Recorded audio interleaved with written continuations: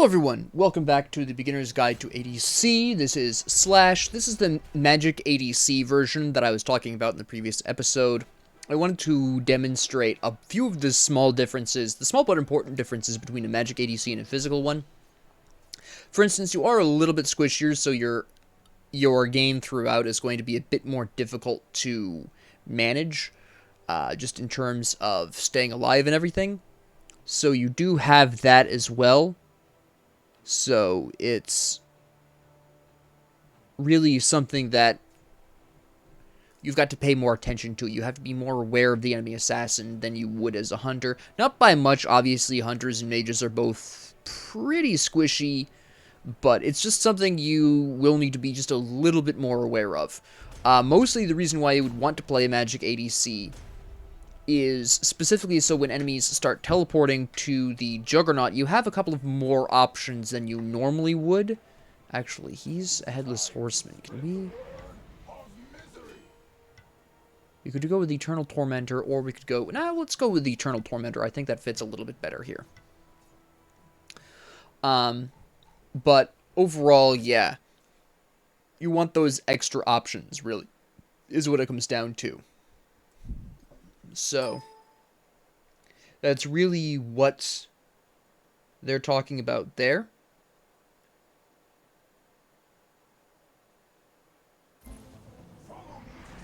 So with that being said, we are going to start with the Gilded Arrow, because that is hugely important when you're being a Magic ADC. We're going to go into the Ring of Hecate first, and we're going to be building healing potions, and considering their team composition, I think probably we're going to start with Aegis. I think that would be the smart choice here. And we're just going to roll on in, and again, we're going to play this beginning fight pretty cautiously here. Tsukimi is building hybrid, which is important. It looks like Robin is going full damage, which should be interesting. Although Tsukiyomi might be going tank with Warrior's Axe, which is definitely a thing. Not a bad play. Force out some abilities. We're all here. I don't know if they're all here, but they look like... There's at least 4 of them there. You want to mess with me? Alright, sure.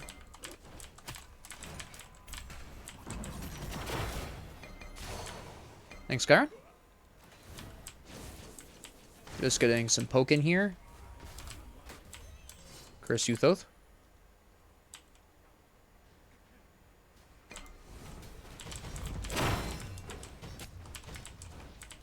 There we go. Can we pick up the Shibalanke, who's way far up here? I guess not. That's fine, that's fine. When you're playing ADC Zeus, you are going to increase the shield, by the way, because that gives you attack speed whenever you've got that out. Also does extra damage. Ta-da! Initial damage. Static damage. It's a glorious time. There we go. Now that that's cleared, I'm actually going to go back and grab the mana buff. That is the real major downside of Magic ADCs, is that their early game is a bit more mana intensive. Later on in the game, when you have the items to increase your attack speed and do the auto attack damage you crave, yeah, you won't need mana as much, but in the early game, mana is going to be primarily what's going to keep you alive, and it's just the unfortunate fact of this, which is another reason why Magic ADC early games are a little bit harder to pull. So just keep that in mind. Late game, they're much better at getting rid of Juggernauts and dealing with enemy teleporting to Juggernauts, but in the early game, it's so rough. Can we actually... No. Oh wait, maybe we can. Okay. Where's the squirrel? Nowhere to be seen. Alright. I was mildly concerned. I heard him ulting in. I didn't know why, but... I would like to...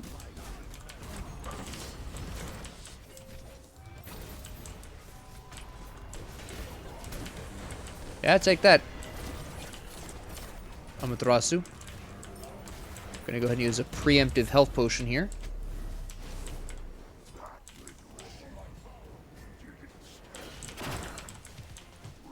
we go. Fantastic. Alright. They got first blood, though, which is a little unfortunate. Would have been nice to have prevented them from getting the first blood there. I can't take that. Because I have mana buff.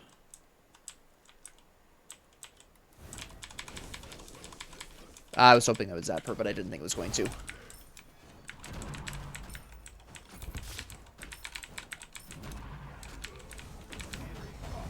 That, alright.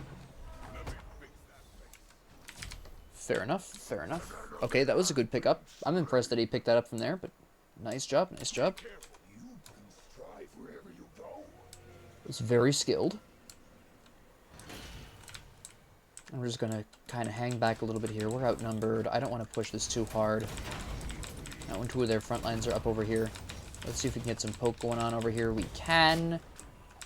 Blanque is trying very hard to... Okay. I was hoping for a little bit more hits than that. I'm not sure why it didn't hit twice. It should have hit him twice, honestly. I'm not sure why it didn't, but okay. Fair enough, I guess. It was a good play. Don't get me wrong. The strategy was pretty sound overall. We're gonna need more health potions here.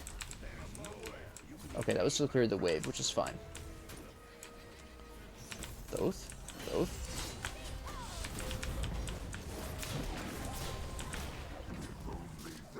Okay. Yeah, I'm gonna die. They dove way deep for that one. However, they survived long enough to get the Ring of Decay. We're going to go for the Bancroft's Talon next. Doesn't look like he's going to make it. Oh, he is going to make it. What's Chiron going to do? What'd that Chiron do, though? He went back in? He picked up Blanque. He died for it. Is that worth it? Mildly no, but not by enough to make it really important. Oh, he almost killed the squirrel. Okay. Let's go ahead and take care of this really quick.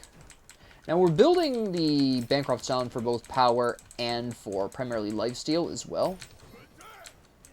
The power is not actually for our auto attacks directly. It's more actually for our Telkine's ring when we build that, which will be our third item. That's what we're going to build third, is Telkine's.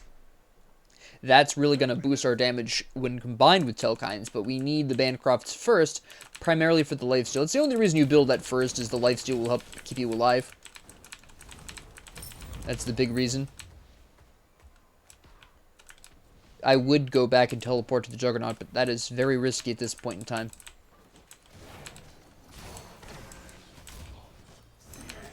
Alright, fair enough. Alright.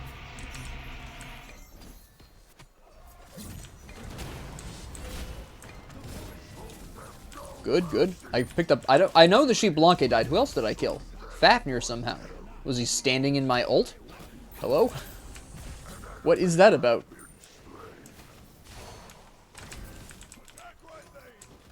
Alright.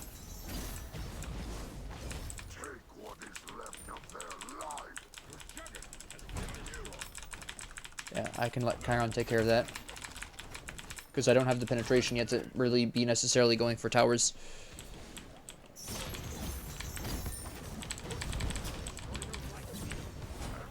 I mean, one of us was going to kill him. It was either him or me. It didn't really matter who. Oh no, I'm in trouble. I'm going to die. Yeah. Ult stun. No way am I surviving that. That's fine though. We're still going. We're still doing pretty well overall. We've got Bancroft, which is going to be really nice. Now we can start saving up for Telkine's and be able to do even more damage once we get that. They got the damage buff, no problem.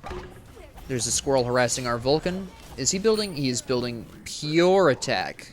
It's not the crits either, so that's at least a relief there. Yeah, the Ratatoskir's doing really well. He's definitely trying to hard carry the team there. If we can just... Yep. You gonna die for this, son? Is that what you think you're gonna do?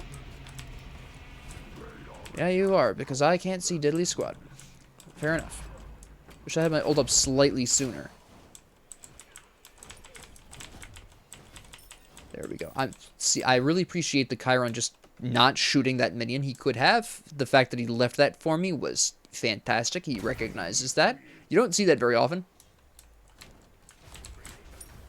Where people recognize, hey, you know, this golden arrow, I don't have a gilded arrow, so maybe this other guy needs this.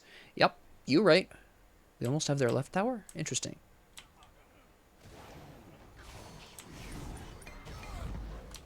I don't think he meant to take that one. I think that was the minions, actually. Squirrelykins is who I'm concerned about. Robin's going to die for that. Unless... Nope.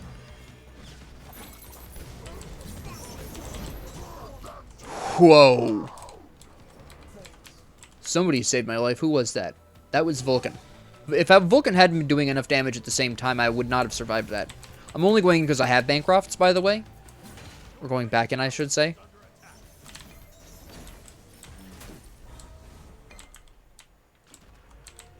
I would like to get Xbalanque, but I'm not sure I can. Nah.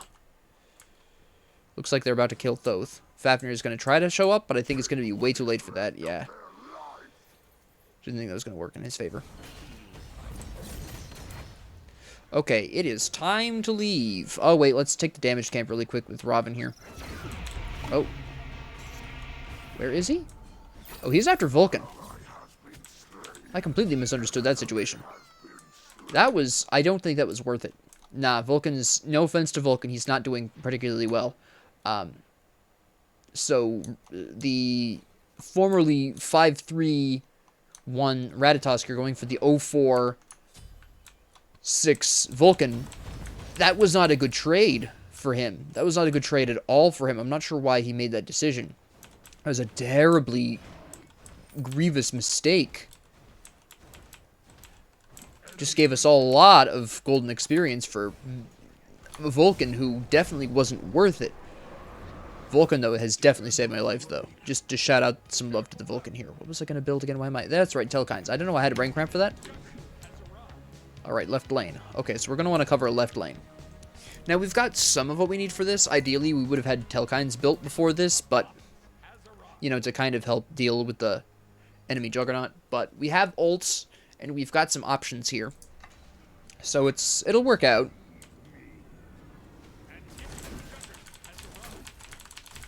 Oh, they're really going ham on the Juggernauts, huh? Alright. Tsukiyomi fighting the good fight bravely by himself over here. I'm going to actually stop and take care of this little problem.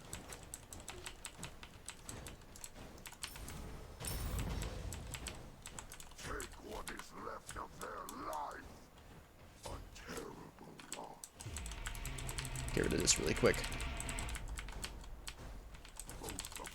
Alright. And now we're going to go over here and gank this.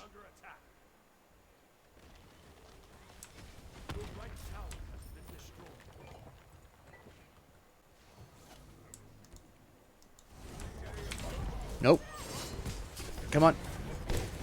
Ah, not enough. I was way too late to that fight. I probably should have gone to the fight earlier instead of focusing on the Juggernaut. I should have walked away.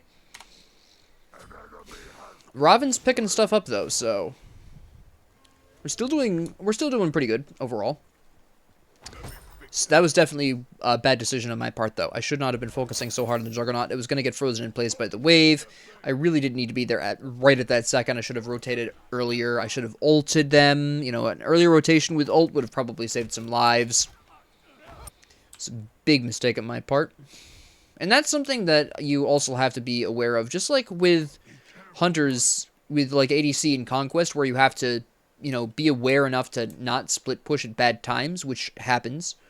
But you also have to have the same kind of awareness when trying to eliminate Juggernauts in Slash. You just have to sometimes let them go.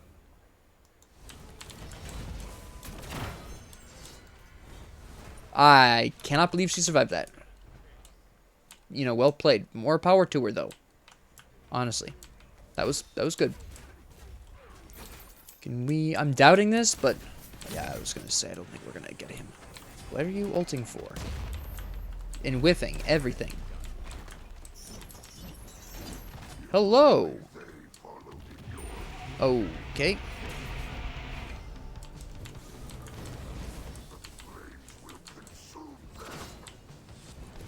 Uh-huh. Yeah, tell me all about that. Alright. Sheep Blanc killed me. That's fine. Too bad Fafnir didn't die as well. It's a shame we didn't take him out with us. We are now going to focus on Rod of the Booty. You have ult, Kara? No, you don't. Oh, so close, so close.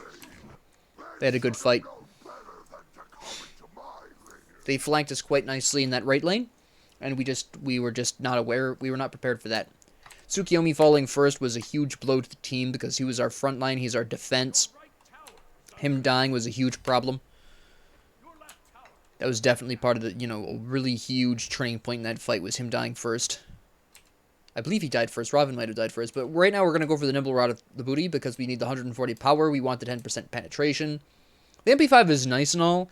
Obviously, we're going for the Nimble Rod because we want the attack speed because we're going auto attack Zeus here. Going magic ADC. I agree. We do need wards. I must confess I've been slacking off on those. I want the mana buff. No, you can have that. You don't want that? Alright. I don't technically need this anymore at this point in time. We should probably go over there instead of going for the Juggernaut, which is what I was going to do originally, was going for that right lane Juggernaut, but I don't think that's the right decision right now. Wow, that was huge. That was nice. Good shooting. And they're all in right lane. Probably looking at that Juggernaut if I had to take a guess. The Ratatoskr dying is pretty big news. That's important. I'm going to go solo this Juggernaut here.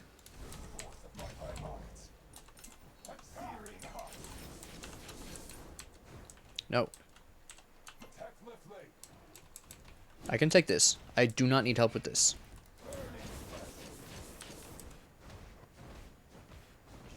Alright. No problem. Right lane. Okay, that's fairly interesting. We're just going to move on in. I don't have enough for Rod still. I need 400 more. That's a bit unfortunate.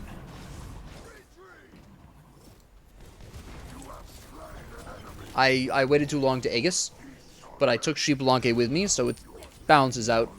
I got enough for the regular Rod of the Booty, so that's the start of it. That's good. Alright. And we've also, like I said, we've started to get our penetrations. Now that we have Rod of the Booty, at least at the first stage, we really don't need mana buff anymore. We've got 50 MP5, obviously, down there. We really don't need it anymore. So we should be fine where we are with that. We're going to go ahead and save up for the glyph, the Nimble glyph. So we can get that delicious auto attack speed. We're going to go for the Juggernaut here. That should provide us with the gold, I think, for the glyph. Probably. There we go. Not quite. We need to go right lane to defend against the Juggernaut. Because the enemy will be coming in on that. We do need wards. He is 100% correct. That's good. Can I gank left lane? Where are we going with this? How you doing, Tsukiyomi here? Huh? Now, I believe he dashed.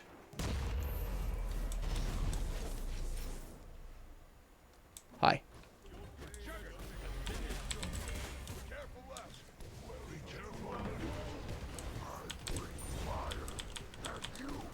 Good enough. I took 2 of them with me.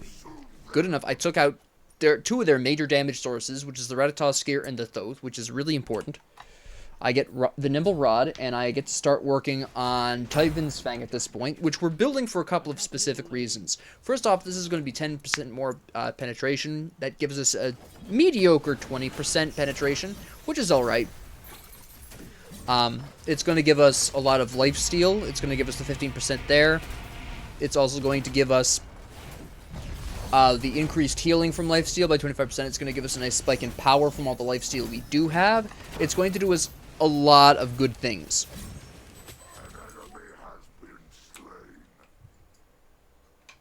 So we are going to have all of that wonderful advantage there. There we go. Sorry, my candle is going ballistic over here. There we go. That should be fine.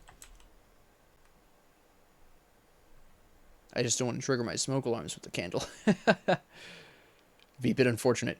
Looks like who is that going to die there? Nope. Vulcan lived? Vulcan almost lived. It looks like he did enough damage to Fur. Yep. Reditoss could be taken with him. That's fine. Where are we going with this, guys? There we go. Yep. Alright. So we're looking at Amaterasu here. I'm not sure we necessarily need to be here. In all honesty, I'm just looking at this for the gold here.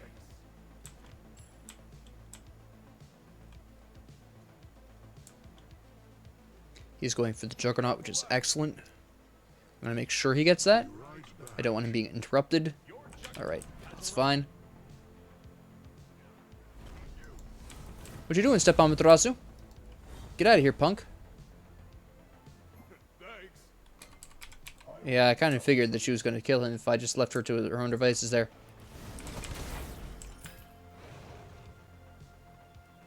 I'm going to go ahead and clear some of these guys out here as well. We're going to join the fight. I might as well take this, but I don't think I need to defend right lane, and I also am more concerned. I'm just going to go straight into the fight. I think teleporting to the Juggernaut would be a serious mistake. That's fine. We have fire minions. Yeah, fire minions will take care of that by themselves. I'm not really concerned.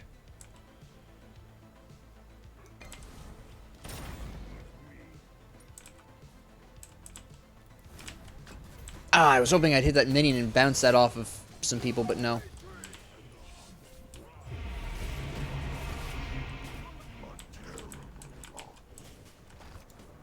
Hello?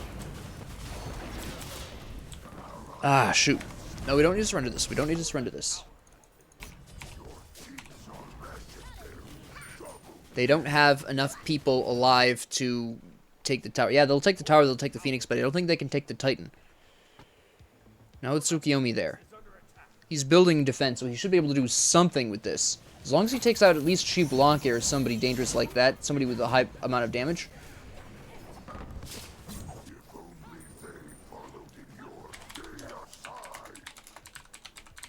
Nope, never mind. We cannot recover. Now, even though we lost, you can still see the general overall point. At any given time, I don't know why I thought we weren't going to lose there. Stupid moment on my part. But the goal of this episode was to indicate to you that while Magic ADCs have a much harder time with the early game, although I had an unusually good early game for this match, you are a little bit more fragile, and it's really just about having the ability to respond to enemies teleporting into the Juggernaut. And there was a Juggernaut in the mid-game that I believe, yeah, that was pushing down our tier 1 right tower that really indicated, really showed off what a Magic ADC can do in that situation. Again, ideally, as I mentioned last episode, Poseidon would be ideal here. I'm not familiar enough with Poseidon to be comfortable showcasing him to you like this. I'm much more comfortable with Zeus in the ADC role. I did okay. Made some mistakes, obviously, as I mentioned earlier. But overall, yes. Whether or not you decide to play a Magic ADC in Slash is going to come down to, do you have any really effective responses to enemy Juggernauts, right? Is your hunter going to handle that, right? Are you comfortable with a hunter that can respond well to a Juggernaut? Things of that nature are what you're going to be asking yourself. And you're the only one who's really going to know that for sure. So, this is more of a sample. So, you have to now decide, do I want to sacrifice a slight amount of durability for a better Juggernaut response? You're not necessarily doing more damage. Your teamfight presence, by and large, will probably be better with a Magic ADC. That pretty much goes without saying. It comes down to, more importantly, hey, do I want to sacrifice a little bit of, do I want to sacrifice my early game and a bit of durability for better team fight and a better response to the Juggernaut, right? a lower risk Juggernaut response. And that's something you're going to have to decide as you play. Are you one of those ADCs that focuses on the Juggernaut, or are you focused primarily more on eliminating the enemy front line, and the Juggernaut is kind of secondary because that can be held by a wave?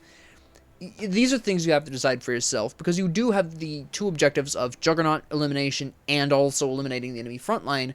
And if you're playing a Magic ADC, as you've probably noticed from this build here, I had 20% pen, which is decent, but it wasn't going to be enough to necessarily easily take out enemy front line, as this match indicated. So you do have to judge for yourself what you think is more important as an ADC to take care of. If you are looking to take care of Juggernauts as your primary goal in Slash, you might want to pick up a Magic ADC that's good at that. If your primary concern in a match is eliminating the enemy front line, pick a Hunter. Ideally, you pick a Hunter that does have at least some response to Juggernauts, that, you know, if enemies start teleporting in, they can respond to that. Again, Medusa comes to mind, and a couple of other ones that I mentioned at the end of the previous episode come to mind immediately as well. But that's going to have to be your decision. I just wanted to showcase to you the differences here, and I think this episode was sufficient at doing that, with a decent enough performance with Zeus.